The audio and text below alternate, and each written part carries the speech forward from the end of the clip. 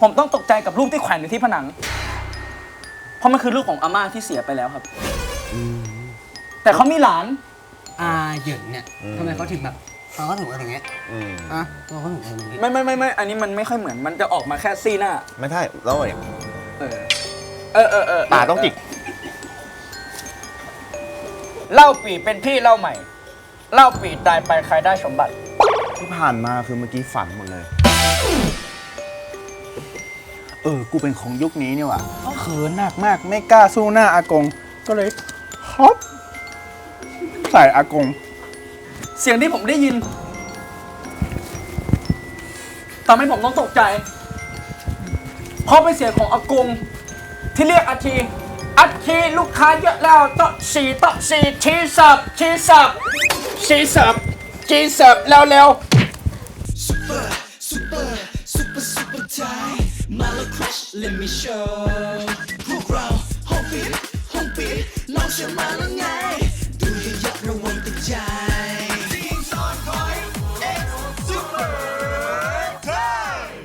ความเดิมตอนที่แล้วเพราะความหลอนสุดท้าทายจากเกมเล่าให้ฟังระวังโดนหลอกมีเพียงทาดาลีเท่านั้นที่สามารถตอบถูกทำให้ตอนนี้ทาดาลีนำอยู่ที่10 คะแนนมาดูกันต่อว่าใน EP นี้อีก3 คนจะสามารถตีตื้นขึ้นมาได้ไหมแล้วใครจะได้เป็นซุปเปอร์สปูกี้มาลุ้นไปพร้อมกันช่วงล้อมวงผีหลอกไหนบอกไม่ขำซุปเปอร์ไทยจะต้องช่วยกันแต่งเรื่องผีต่อกันโดยใช้คำที่จับฉลากได้เป็นส่วนประกอบในเรื่องราวทุกคนจะมีคะแนนตั้งต้นอยู่ที่100 คะแนนในระหว่างการเล่าเรื่องสมาชิกทุกคนห้ามขำหรือยิ้มเด็ดขาดห้ามเห็นฟันและห้ามไหล่สั่นถ้าใครหลุดขำหรือยิ้มเมื่อไหร่จะโดนหักครั้งละ1 คะแนนทันทีเริ่มเลยดีกว่าโอเคเราหยิบจากอันนี้แล้วกันผัดกันหยิบคนละ1ตาพี่นัทเริ่มก่อนสตอรี่บอร์ดไม่มีในหัวให้เริ่มก่อนเพราะว่าต่อไปเรามีที่ต้องไปคุยกับพี่แน่สักครู่ไม่เผื่อใครไม่นอนด้วยจอบเขาบอกว่าใบที่ดีที่สุดจะดีเข้ามือผมเริ่มเลยนะทุกคนน่าจะพร้อมแล้ว 3 2 1 สวัสดีครับคุณผู้ชมผู้ฟังทุกท่านวันนี้เราจะมาในเรื่องของกลิ่นธูปของเราผมต้องเล่าให้ฟังอย่างนี้ก่อนครับว่าผมเป็นคนต่างอำเภอผมเป็นคนต่างจังหวัดผมเติบโตขึ้นมาในสภาพแวดล้อม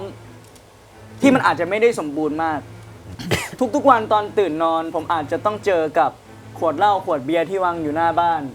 ผมอาจจะต้องเจอกับคู่วัยรุ่นหนุ่มสาวไฟแรงที่ทะเลาะกันในทุกค่ำคืนหรือบางคืนอาจจะได้เสียงตบตีจานชามหล่นแตกและในวันสุดท้ายที่ครอบครัวผมตัดสินใจย้ายออกจากบริเวณนั้นคือวันที่ได้ยินเสียงปืนดังขึ้น2 นัดที่หน้าบ้านหลังจากนั้นเราก็เริ่มต้นชีวิตใหม่ครับจนกระทั่งพ่อกับแม่เสียเราก็เลยต้องย้ายไปอยู่ในพื้นที่ชนบทชานเมืองพอไปอยู่ที่ชนบทชานเมืองเนี่ยแน่นอนว่ามันก็ไม่ใช่ถิ่นที่เราจะคุ้นชินมากนะอย่างที่บอกถึงแม้เราจะเจอกับเสียงคนทะเลาะเบาะแว้งในแต่ละคืนหรือว่าเราเห็นสิ่งที่ไม่ได้ดีนักในแต่ละวันแต่พอย้ายมาที่นี้เราสัมผัสได้ว่าชุมชนหรือว่าสิ่งที่ชาวบ้านเขาพูดกันมันไม่ใช่เรื่องธรรมดาทั่วไปธรรมดาแม่ค้าก็จะเมาส์มอยว่าเนี่ยมันมาเลิกกับคนนั้นคนนี้คนนี้ผัวคนนี้ตบตีกันหรืออะไรแต่เรื่องราวเรื่องแรกที่ผมไปเหยียบณที่นั้นป้าร้านขายไข่เจียวเนี่ยที่อยู่หน้าบ้านเราเขาบอกว่าหนูเคยได้ยินข่าวไหมข่าวเด็กผู้หญิงที่หายตัวไปอย่างไร้ปริศนาอย่างปริศนาเกือบหลอดแล้วเชียวนั้นต่อไปหลังจากที่ได้ยินเรื่องราวเรื่องนั้น ด้วยความที่เราไม่รู้อีโหน่อีเหน่เนาะเราเพิ่งไปถึงเราแค่ได้ยินข่าวอันนี้เฉยๆ เราไม่รู้ว่าเรื่องมันเป็นมายังไง มันเกิดอะไรขึ้นแล้วมันเกิดขึ้นที่ไหน ทีนี้ด้วยความที่พอเราเพิ่งย้ายไปเนี่ย บ้านที่เราเข้าไปอะมันดันเป็นชุมชนที่ชุมชน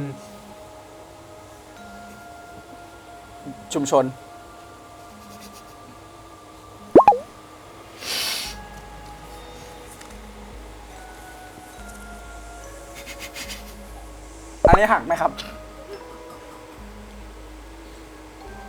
ชุมชน ไม่ต้องย้ำโอเค ชุมชนที่ข้างหลังเนี่ย มันเป็นโรงเรียนเก่าโรงเรียนล้าง ซึ่ง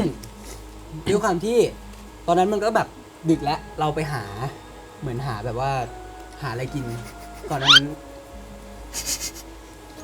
เราแค่ไปหาอะไรกินเนาะ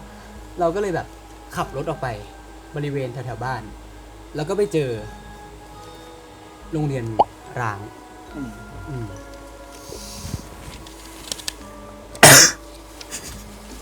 มันไม่มีอะไรให้ขับเลยแล้วขับอะไรกันวะ เนาะ อะไรอะ ด้วยความที่เราเป็นบุคคลที่ย้ายมาใหม่ อืม มาอยู่ในบริเวณละแวกชุมชนนี้ แล้วความอยาก ความอยากรู้อยากเห็นอะของคนต่างจังหวัด อย่างนินจา ก็เลย เดินเข้าไปในโรงเรียนร้างนั้น เป็นฟิลอยู่ดีก็คิดขึ้นมาได้ อืม ลองล่าท้าผีดีกว่าชีวิตนี้ไม่เคยทำอะไรเลย คือไป ไม่ หา เคยทำอะไรเลย คือคุณไปหาอะไรกินเสร็จคุณก็อยู่ดีๆ คุณก็อยากล่าท้าผีเลย เอาอิ่มแล้วมีแรง อ๋อมีแรง โอเค เพราะมันเป็นนินจาเนาะ ก็เดินเข้าโรงเรียนไป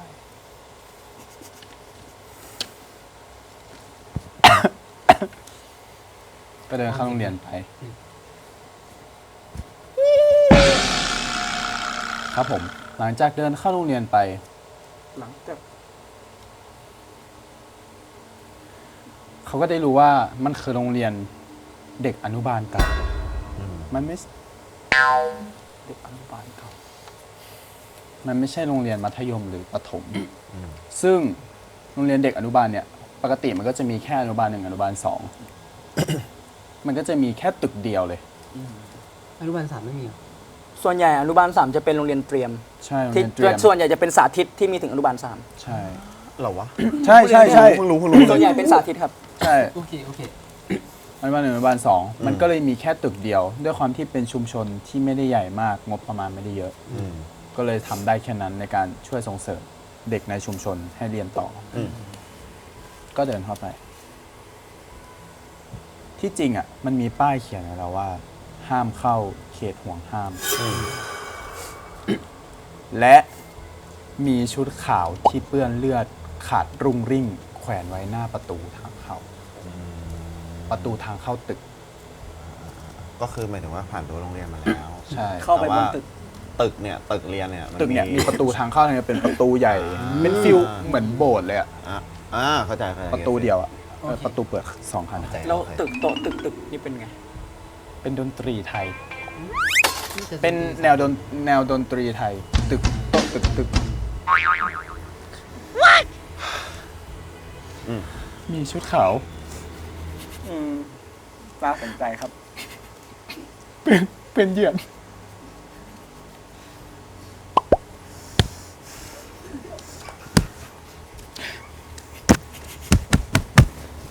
ไปต่อไหม ขาดยุ่งยิง แขวนอยู่หน้าประตูพร้อมรอยเลือด จบยังอันนี้ จบแล้วไปต่อ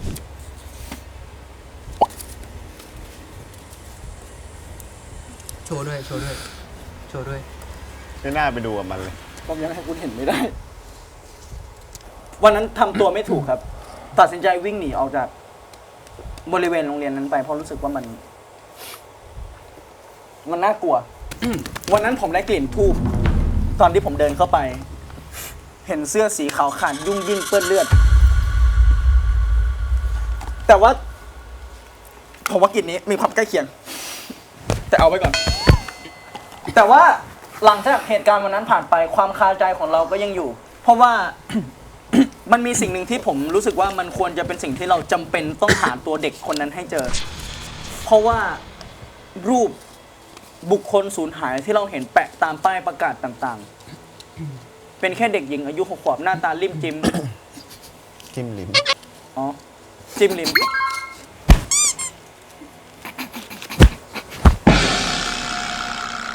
ที่ไม่ว่ายังไงก็ต้องพาตัวเขากลับมาเจอพ่อกับแม่ให้ได้ ผ่านไป2 วันจากที่คิดหนักอยู่นานก็เลยตัดสินใจ กลับไปยังสถานที่แห่งนี้อีกครั้ง หลังจากที่ไม่ได้กลับไปตั้งแต่วันนั้นที่ได้กลิ่น แต่พอไปตอนเช้าไม่น่าเชื่อ ที่เราเห็นไม่ใช่โรงเรียนล้าง แต่เป็นร้านอาหารจริงของคนปักกิ่งที่ย้ายเข้ามาใหม่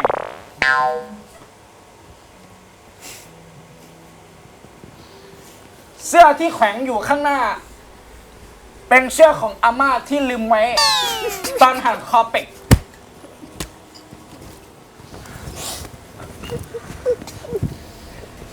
ด้วยความที่ว่าวันนั้นผมทำตัวไม่ถูกจริงๆครับ มัน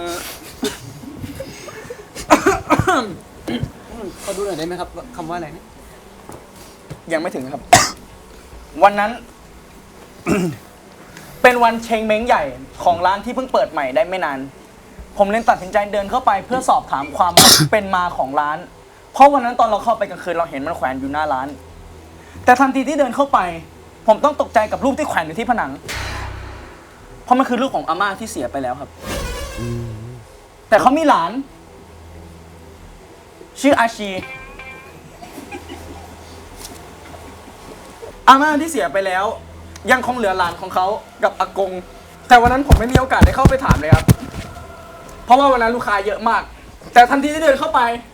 เสียงที่ผมได้ยินทำให้ผมต้องตกใจ เพราะเป็นเสียงของอากง ที่เรียกอาชีลูกค้าเยอะแล้วโต๊ะ4ชีเสิร์ฟเร็วๆชีพายเสิร์ฟเร็ว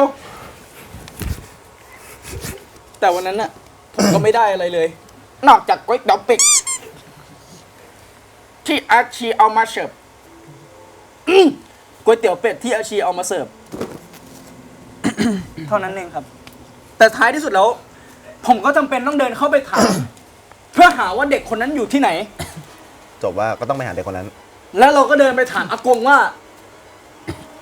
อ๋อเดินไปหาหมอกองว่าอ๋อผมก็ ไม่ค่อยรู้ที่เป็นมาอะไรหรอกนะครับ แต่ที่เราดูรูปต่างๆมา มันก็ทำให้เราเริ่มสงสัยแล้วว่า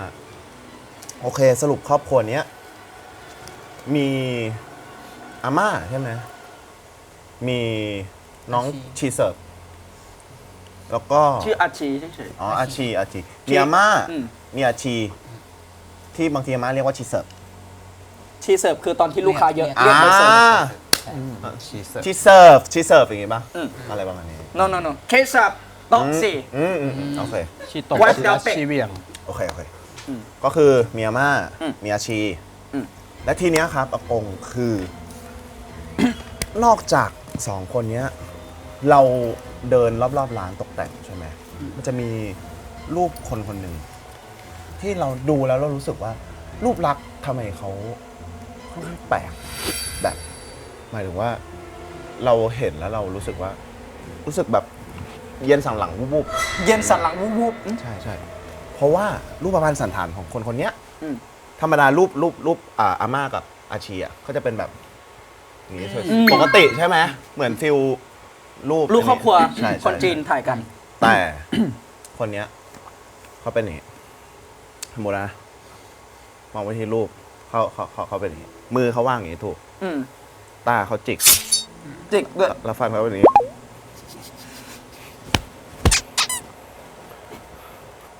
รูปที่แปะอยู่ในนั้นคือรูปที่เป็นอย่างนี้เหรอ ใช่ เหรออ๋อ ทีนี้ก็เลยคุยกับอากงว่าสรุปยังไงอากงก็เลยบอกว่า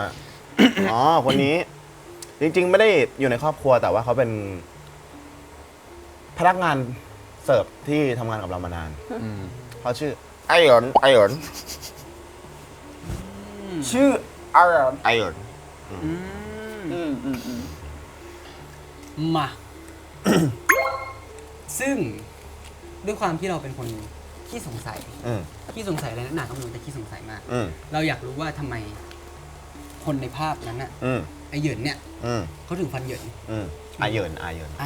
าเหยินเนี่ย อืม ทำไมเขาถึงแบบเขาถึงอะไรอย่างเงี้ย อืม อ่ะเขาถึงอะไรอย่างงี้ ไม่อันนี้มันไม่ค่อยเหมือนมันจะออกมาแค่ซี่หน้า ไม่ใช่แล้วเนี่ย เออ ตาต้องจิกตาต้องจิก ได้ปะ เหมือนอันนี้เหมือนอันนี้เหมือนอันนี้เหมือน โอเค นนี้เหมือนอันนี้เหมือน ทำไมเขาถึงหน้าเป็นแบบ อย่าง นี้อ่ะ เราก็เลยถามเขา เขาก็เล่าย้อนกลับไป ตั้งแต่สมัยแบบที่IR เนี่ย จริง ๆ แล้วอ่ะ อืม เขาชื่อหวง อ่ะห่วงเหรอ ชื่อหวง เขาชื่อหวง อ๋อ แบบตามสไตล์คนจีนเขาชื่ออาหวง เหยินคือชื่อเล่น โอเค ใช่ แต่ทีเนี้ย เอาห่วง ตอนที่อาหวงเนี่ยเขาประมาณแบบวัยรุ่น 17 18อะไรอย่างเงี้ย ตอนนั้นมันจะมีเขาเรียกว่าอะไรแบบเหมือนงานวัด อืม งานวัดของสมัยนั้น อือฮึ มันก็จะมีงานวัดก็จะมีหลายอย่างเนาะมีขายนู่นขายนี่ขายนั่นแล้วก็มีเวที อ่า เป็นแบบประจำปีเลยเป็นงานใหญ่ประจำปี ซึ่งอาห่วงเนี่ย อืม เขาก็แบบเป็นคนแบบค่อนข้างจะติดสุรานิดนึง โอ้ เขาก็แบบชอบแบบ ร่ำสุราเมรัย ปาร์ตี้ ปาร์ตี้ไปเต้นซึ่งสิ่งที่เขาเต้นเนี่ยเขาก็แบบว่า เรียกว่าแบบอันนั้นจังหวัดอะไรนะนินจาที่เราอยู่กันจังหวัดอะไรที่เราย้ายไปอยู่ในจังหวัด ที่เราย้ายไปอยู่นี่คือปราจีนบุรี มันฝั่งอีสานไหมมันอีสานเลยไหม ปราจีนบุรี เหรอมึงพูดอย่างนั้นเหรอ บ่อ ปราจีนบุรี เอาเป็นว่ามันอยู่ฝั่งอีสานแล้วกั มันอยู่ฝั่งอีสาน ซึ่ง นครพนมบ่ ไม่รู้เหมือนกัน โมเมนต์ ใช่เพราะว่าเขาก็เล่ามาไม่ชัดเจน อ่า ขนาดแต่ว่าพอเขาไปดื่มสุราอะไรเงี้ยแล้วเขาก็ไปเต้นอยู่หน้าเวที อืม ทีนี้มันจัด เอ้ย คือเขาเต้นแบบเต้นหน้าห้านเขาเต้นหน้าห้าน แล้วมันจัดเลยเขาขึ้นไปบนเวทีไปอยู่บนเวทีไปเต้นด้วยแล้วแบบเต้นจังหวะนั้นคือแบบไม่ไหวแล้ว อืม เมามากหมุนตัวไป5 รอบมึน อืม ตกเวทีเลย ต มาก เวที ใช่ อืม คางกระแทกพื้นนี่ เอ้ย อืม แต่มันไม่หักฟันล่างอ่ะ ดันฟันบน มันสอด อย่างนี้ อัปเปอร์คัตขึ้นมา เปาะขึ้นมา แทนที่มันจะประกบกันอย่างนี้ใช่ไหมมันเกิดความผิดพลาดมันอย่างนี้ก็ อ๋อ มันซ้อนกันแล้วก็ฟันหน้าเขาเลย อ๋อ แล้วไม่ใช่เท่านั้นพอเป็นอย่างนี้ เข้าโรงพยาบาล หมอก็ตรวจนี่บอกนี่บอกนั่นเอาไฟส่องนี่นั่นปรากฏส่องนานไปหน่อย ทำไม เอาไฟตรวจเนี่ยว่าแบบเฮ้ยสมองได้รับกระทบกระเทือนไหม เออ ตาพร่าเขาก็เลยเป็นคนตาแบบจิกอย่างนี้ตลอดเวลา อืม ในรูปนี่เขาไม่ได้จิก เพราะว่าสมัยนั้นอะไรไม่มีเทรนด์ที่แบบ จิก อ๋อ จิกหน้า อ๋อยังไม่มียังไม่มีใช่ใช่ใช่ คือตาเขาเป็นอย่างนั้นพร้อมกับฟันที่แบบกระแทกนั่นแหละเป็นเหตุการณ์ที่แบบตกจากการเต้นหน้าห้าน อ๋อครับ แล้วหน้าห้างสมัยนั้นเขามีแบบเกาะเสาเถียงอะไรอย่างเงี้ยมั้ย ก็ ไม่ส่วนใหญ่สมัยนั้นมันจะเป็นแบดชอดี้ อ่า เพราะว่าดูเธอเต้นหน้ารถแห่ อ่า เธอเต้นโชว์คนแก่ อ่า เธอโชว์คนแก่เต้นหน้าเวทีสมัยก่อนจะเป็นยังไง มันร้องงี้เหรอ หลบลิขสิทธิ์ หลบ โอเค แล้วสรุป เราเจอเด็กคนนั้นหรือยังที่เรากำลังตาม ด้วยความที่มันเราเป็นคนที่สงสัยไง เออ แล้วเราก็แบบชอบพูดคุย อืม เรื่องนี้ก็เลยเป็นแค่เรื่องที่ ท็อปิก เจ้าของร้านเขาเล่าให้ฟัง ที่ ทำไม อากงเล่าให้ฟังใช่ไหมครับ อากงเล่าให้ฟังว่าทำไมแบบในรูปนั้นทำไมคนนี้ถึงแบบ อ๋อเป็นอย่างนี้ เป็นอย่างนี้ทีนี้เขาก็เลยถามต่อกลับมาเรื่องเดิมแหละว่า อ๋อ โอเคผมเข้าใจแล้วว่าเรื่องนี้แต่ว่าที่เห็นน่ะเด็กคนนั้นน่ะ อืม ที่เราตามหากันนะเขามีฟันอย่างนี้เหมือนกัน เฮ้ย ม เฮ้ย ก็เลยเกิดข้อสงสัยขึ้นว่าเฮ้ย หรือจริงๆแล้ว เขาเล่ามามันมีอะไร น่าสงสัยหรือเปล่าทำไมมันถึงแบบสืบเนื่องกันขนาดนี้ ก็เลยถามไปอีกรอบนึงแล้วได้คำตอบมาว่า งานหยาบแล้ว โอ้โหโยน เก่งมาก เชื่อไหม ก่งาก ที่ฟังมาเมื่อกี้ผมเชื่อเลยว่าไม่จับอะไรไม่ได้ทุกอย่างอะ เป็น 30 นาทีที่เสียเวลาที่สุดในชีวิตของคุณ แล้วสุดท้ายได้คำตอบมาว่า แข่ง เอาจริง ๆ อากงก็ไม่รู้อะไรเลย แต่ก็มีเรื่องเล่าขานมาว่า คือแต่ก่อนอ่ะ มันไม่ใช่มันข้างๆร้านก๋วยเตี๋ยวอ่ะมันไม่ใช่ขอบรั้วโรงเรียน มันก็เป็นร้านสินค้าอื่นๆมัน ปกติ ฟังไม่ค่อยรู้เรื่อง มันก็เป็นร้านขายของหรือแบบหมาด ปกติเหมือนกันที่ติดที่จริงเป็นบ้านต่อกันเลย แต่ว่าพื้นที่นั้นโดนยุบไปเพราะว่าเกิดเหตุการณ์ไม่คาดฝันขึ้นคือไฟไหม้ เฮ้ย แล้วลาม อืม ก็เลยกลายเป็นว่าได้รีโนเวทพื้นที่ตรงนั้นใหม่หมดเลย อืม จนได้มาสร้างเป็นร้านก๋วยเตี๋ยว เหลือแค่ร้านเดียว บริเวณนั้นที่เราไปเจออ่า ประมาณนั้น อ๋อ แล้ว แล้วคำถามที่ว่าทำไมเขาถึงฟันเหมือนกันนี่หายไปไหน ต้องเล่าเท้าความ ยังไม่ถึง เท้ามาเท้ามา ใช่ แล้วที่บอกว่าทำไมฟัน ฟัน เขา ขอ ถึ ง ง เด็ก เหมือน ผู้หญิ กับ งคนนั้น ทำไมฟันถึงเหมือนอาเหยิน เหมือนอาหวงสมัยก่อน ใช่อาหวงทำไมเหมือนอาเหยิน อืม อ่า อ่า อาหวงกับอาเหยินนี่คนเดียว คื กั อน เรื่องมันเป็นอย่างนี้ อ่า อากงบอกว่าได้ยินมาว่า อืม เขาไม่ใช่คนเดียวกัน อืม ณวันที่เกิดเหตุไฟไหม้อะ อืม คือจริง ๆ แถบนั้นอะเป็นตระกูลจีนซะส่วนมาก อ่า ใช่ที่ย้ายเข้ามาเขาเรียกว่าตั้งรกราก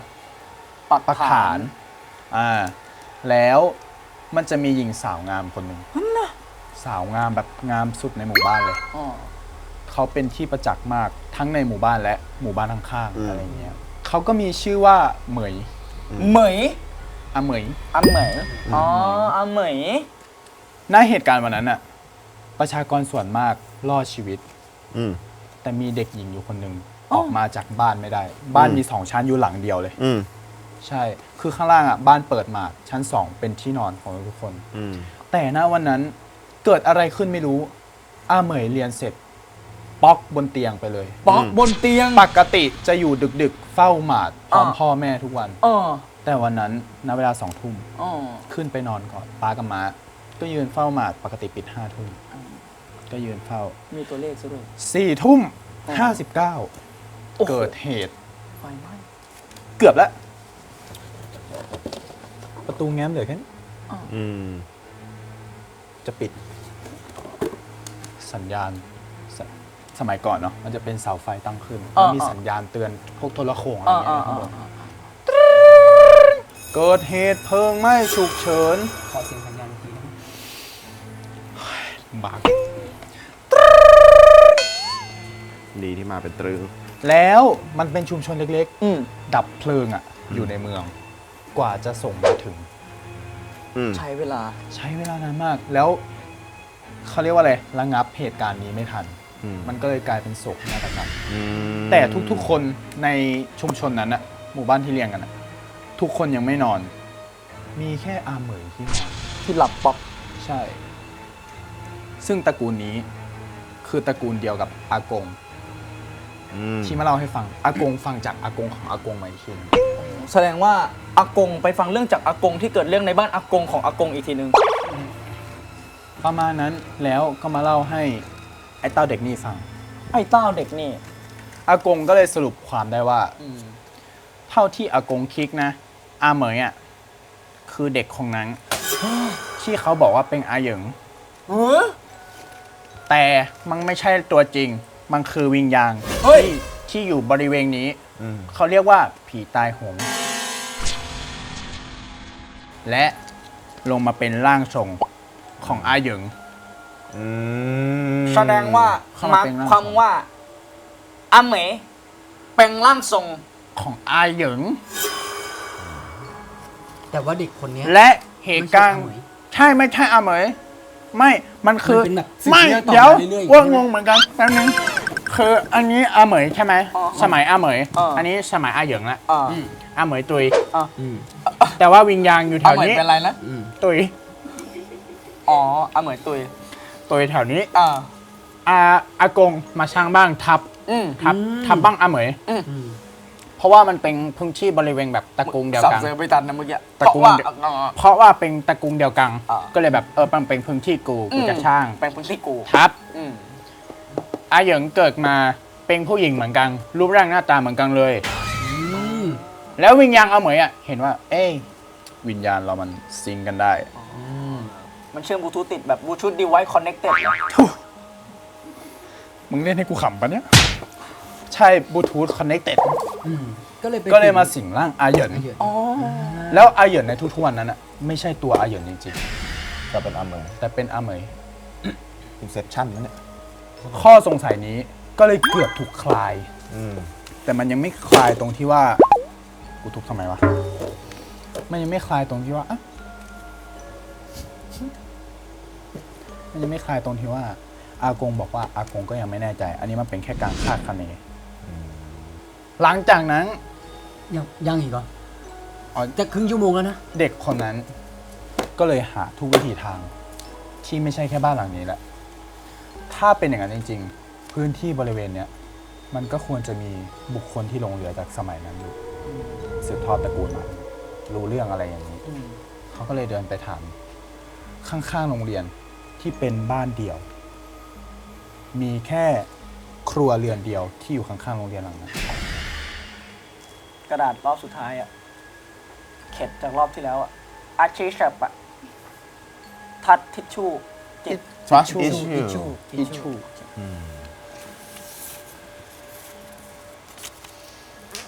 โอ้ยไกลจังอะเฮ้ย แต่หลังจากนั้นน่ะผมก็ไปหาอากงทุกวัน เพราะผมเชื่อว่าอากงคือคนที่รู้ความลับดีที่สุด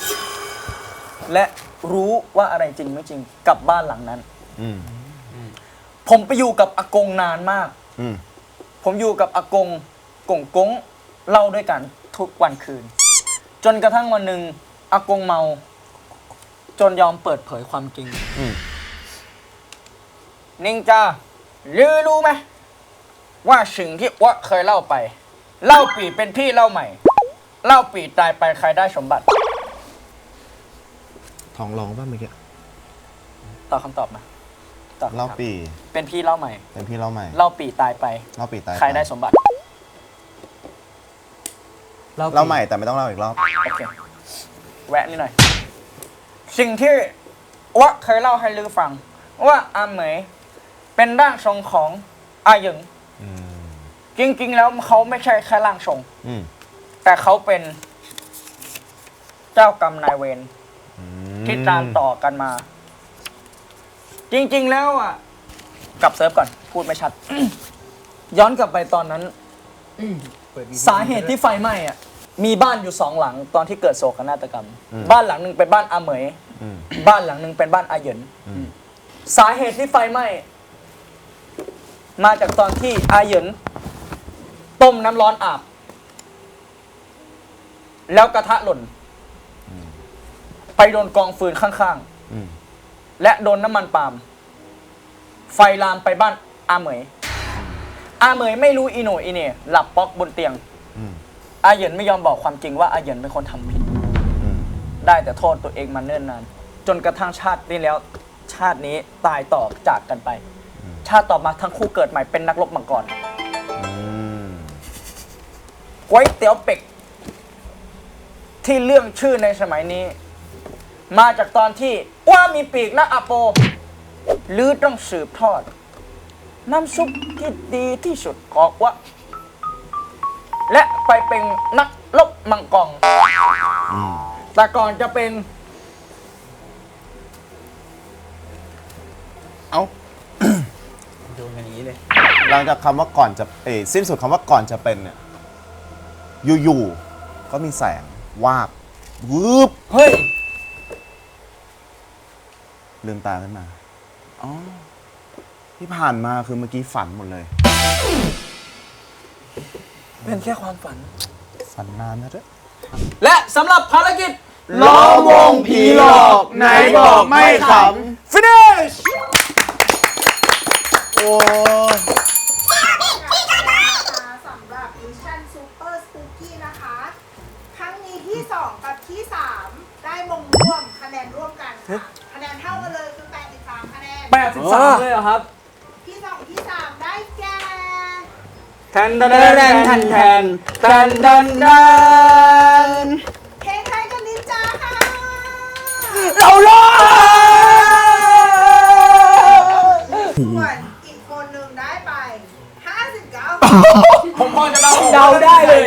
เดาได้เลย อร่อยแล้ว ที่ 1 เป็น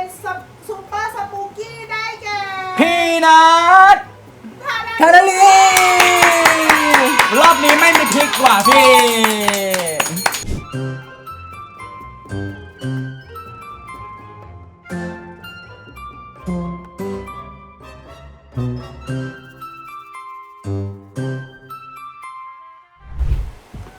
ครับผม วันนี้ นี่ พี่ พี่ ง่วง ง่วง ได้ไป เป็น ซุปเปอร์ปะ อันนั้นเอฟเฟกต์ผมพี่ อ๋อโทษสโป๊กกี้แล้วครับผ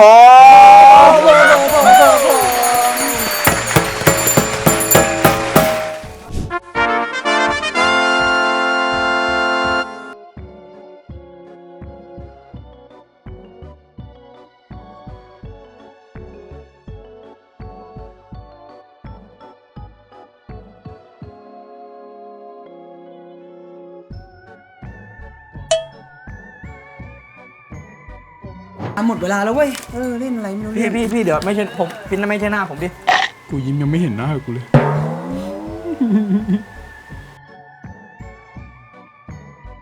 และวันนี้พวกเรา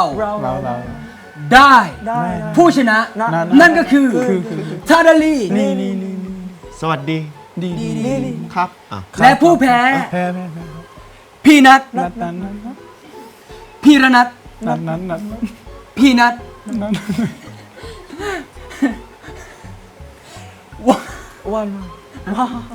รอบต่อไป ไป EP ถัดไป พวกเรา เรา จะ ไป ไป ทำอะไรกัน ต่อ รับชม ชม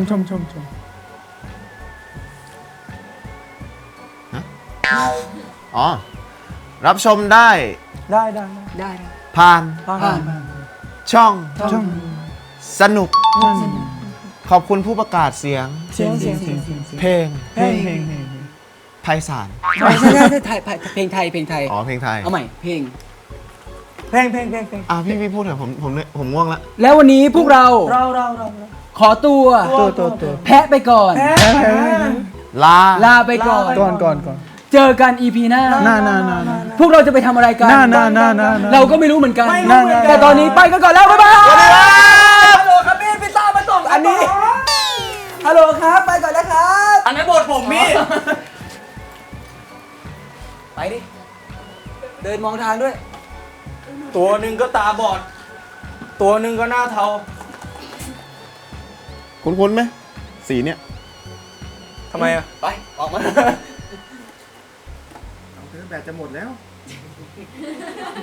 ขอโทษครับ ไป